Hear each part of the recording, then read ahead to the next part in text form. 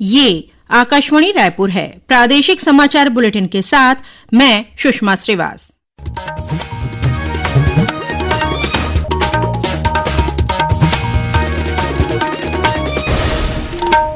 और अब पेश है आज के मुख्य समाचार। प्रधानमंत्री नरेंद्र मोदी ने एनडीए सरकार के 11 वर्ष पूरे होने पर किसान कल्याण के लिए सरकार की प्रतिबद्धता दोहराई। मुख्यमंत्री विष्णुदेव साय ने प्रधानमंत्री नरेंद्र मोदी से बहुउद्देशीय बोधघाट बांध परियोजना और इंद्रावती महानदी इंटरलिंकिंग परियोजना के राष्ट्रीय परियोजना के रूप में निर्माण के संबंध में चर्चा की। बीजापुर जिले में सुरक्षा बलों के साथ हुई मुठभेड़ में 2 महिला सहित 7 माओवादी मारे गए। भारी मात्रा में हथियार और गोला बारूद का जखीरा बरामद। और ईद उल अजहा आज छत्तीसगढ़ सहित देश के विभिन्न भागों में मनाई जा रही है। अब समाचार विस्तार से।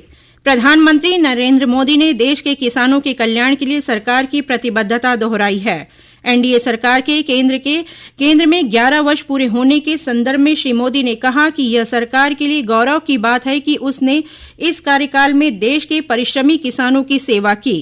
प्रधानमंत्री ने कहा कि सरकार ने मृदा स्वास्थ्य और सिंचाई जैसे मुद्दों पर विशेष ध्यान दिया, जो बहुत लाभकारी सिद्ध हुआ। देश में सेवा, सुशासन और गरीब कल्याण के सिद्धांतों से प्रेरित होकर एक दशक में उल्लेखनीय परिवर्तन हुआ है। आकाशवाणी समाचार पिछले 11 वर्षों में प्रमुख क्षेत्रों में सरकार के प्रयासों पर एक विशेष प्रसारण लेकर आया है। इस श्रृंखला में आज प्रस्तुत है भारतीय किसानों के सशक्तिकरण पर विशेष रिपोर्ट। पिछले 11 वर्षों में देश का कृषि क्षेत्र एक मौन क्रांति का गवाह रहा है। इसके पीछे बीज से बाजार तक के दृष्टिकोण की प्रेरणा रही है। कृषि में सरकार का बजट आवंटन लगभग 5 गुना बढ़ा है। 2013-14 में यह 28,000 करोड़ रुपए था, जो 2024-25 में 1,37,000 करोड़ रुपए का हो गया है। प्रधानमंत्री किसान योजना के अंतर्गत 3,70,000 करोड़ रुपए से अधिक की धनराशि 11 करोड़ किसानों तक सीधे पहुंचाई गई है। किसानों के लिए वित्तीय सुरक्षा में भी सुधार हुआ। किसान क्रेडिट कार्ड योजना ने 10 लाख करोड़ रुपए का ऋण दिया। वहीं फसल बीमा योजना से लगभग 20 करोड़ किसानों को लाभ हुआ है, जिनके 1,75,000 करोड़ रुपए के फसल बीमा दावों का निपटान किया गया। किसानों को आधुनिक उपकरणों और वैज्ञानिक जानकारी के साथ सशक्त बनाया गया है। आज भारतीय किसान केवल एक कृषक नहीं है, अब वह राष्ट्रीय विकास में महत्वपूर्ण योगदान भी दे रहा है। समाचार डेस्क, आकाशवाणी समाचार, रायपुर। मुख्यमंत्री विष्णुदेव साय ने कल नई दिल्ली में प्रधानमंत्री नरेंद्र मोदी से बहुउद्देशीय बोधघाट बांध परियोजना और इंद्रावती महानदी इंटरलिंकिंग परियोजना के राष्ट्रीय परियोजना के रूप में निर्माण के संबंध में चर्चा की। श्री साय ने कहा कि बस्तर संभाग के सर्वांगीण विकास की दृष्टि से इन परियोजनाओं की स्वीकृति महत्वपूर्ण है। उन्होंने कहा कि बस्तर संभाग लंबे समय से माओवाद से प्रभावित रहा है। इसी वजह से सिंचाई साधनों के विकास में पिछड़ गया है। इस समस्या को दूर करने के लिए छत्तीसगढ़ सरकार इस परियोजना पर काम कर रही है। मुख्यमंत्री ने कहा कि यह परियोजना लंबे समय से इंद्रावती नदी पर प्रस्तावित है। इस परियोजना से 125 मेगावाट का विद्युत उत्पादन और मत्स्य उत्पादन जैसे अतिरिक्त रोजगार के अलावा खरीफ तथा रबी फसलों को मिलाकर करीब 4 लाख हेक्टेयर भूमि में सिंचाई हो सकेगी।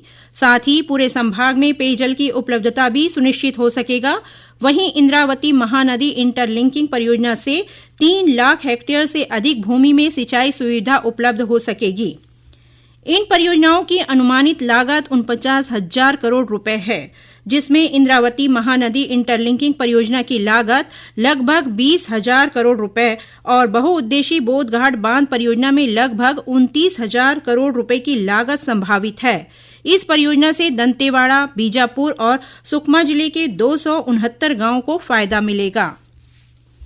वहीं मुख्यमंत्री ने प्रधानमंत्री से मुलाकात के दौरान प्रदेश में चल रहे विकास के काम और नक्सल उन्मूलन अभियान की जानकारी दी। मुख्यमंत्री ने प्रधानमंत्री को बताया कि बस्तर जैसे माओवाद प्रभावित क्षेत्रों में अब शांति और सुरक्षा का माहौल बन रहा है और विकास के नए द्वार खुल रहे हैं।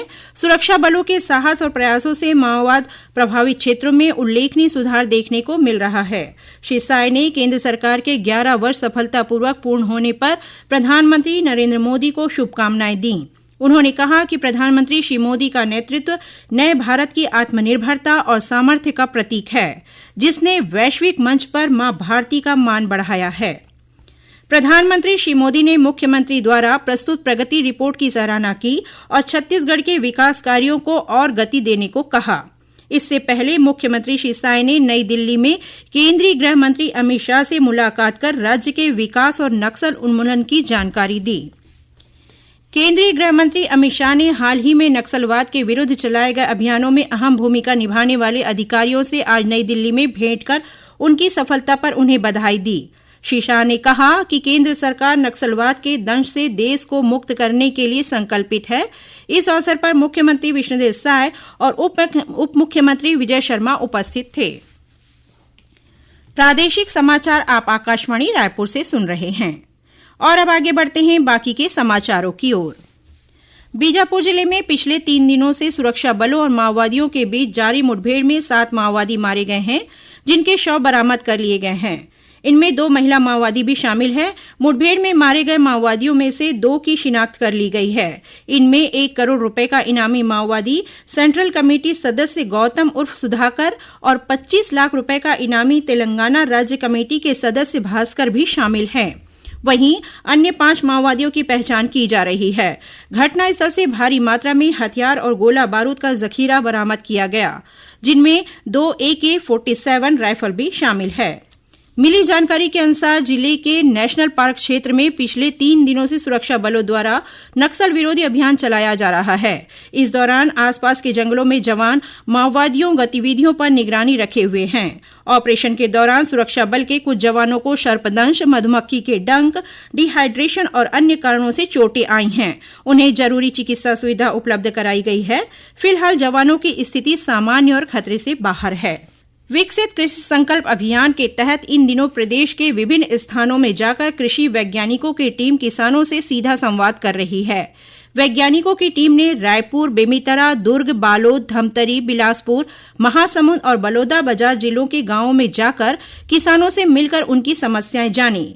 इस दौरान किसानों ने फसल बीमा राशि नहीं मिलने, मृदा की घटती उपज क्षमता, जल स्रोतों की कमी, महंगे बीज और खाद की उपलब्धता तथा मंडी में न्यूनतम समर्थन मूल्य नहीं मिलने का मुद्दा उठाया। किसानों की इन समस्याओं को वैज्ञानिकों ने गंभीरता से सुनी। वैज्ञानिकों ने बताया कि मिट्टी की गुणवत्ता और नमी का सटीक आकलन कर खेतों में ड्रोन आधारित सर्वेक्षण और पोषण प्रबंधन से उत्पादन बढ़ाया जा सकता है। उन्होंने किसानों को ड्रिप और स्प्रिंकलर की सिंचाई प्रणाली अपनाने की सलाह दी। रायपुर स्थित इंदिरा गांधी कृषि विश्वविद्यालय के उद्यानिकी विभाग के वैज्ञानिक डॉक्टर M.K. साहू ने आकाशवाणी समाचार से बातचीत करते हुए बताया कि विकसित कृषि संकल्प अभियान के तहत उनकी टीम धरसींवा विकासखंड के 2 गांवों में जाकर किसानों से चर्चा की और उन्हें कृषि संबंधी तकनीकी जानकारियां दी।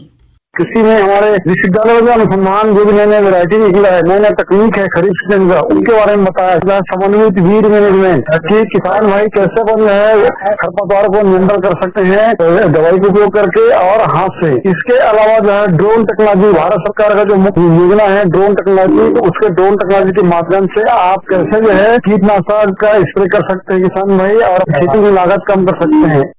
ईद उल अजहा आज छत्तीसगढ़ सहित देश के विभिन्न भागों में मनाई जा रही है।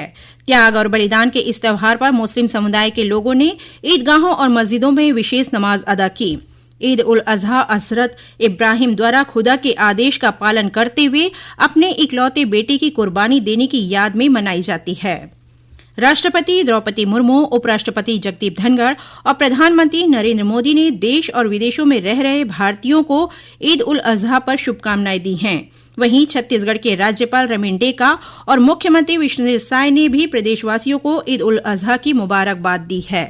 आंध्र प्रदेश के मछलीपट्टनम में आयोजित 3री राष्ट्रीय सी कयाकिंग प्रतियोगिता में छत्तीसगढ़ के सौरभ साहू ने 2 स्वर्ण पदक जीता है।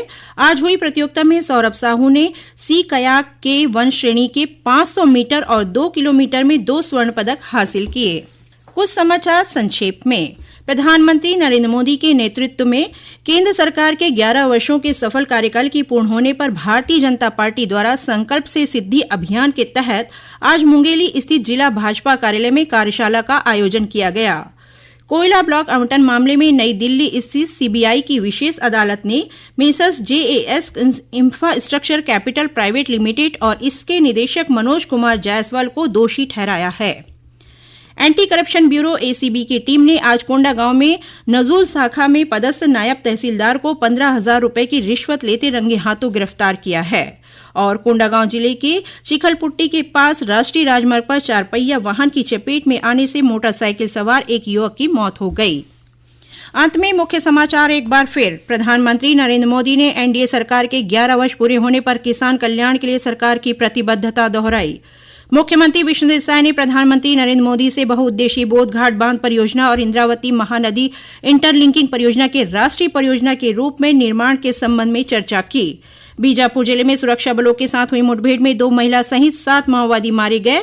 भारी मात्रा में हथियार और गोला बारूद का जखीरा बरामद। और ईद उल अजहा आज छत्तीसगढ़ सहित देश के विभिन्न भागों में मनाई जा रही है। इसी के साथ प्रादेशिक समाचार बुलेटिन समाप्त हुआ। नमस्कार।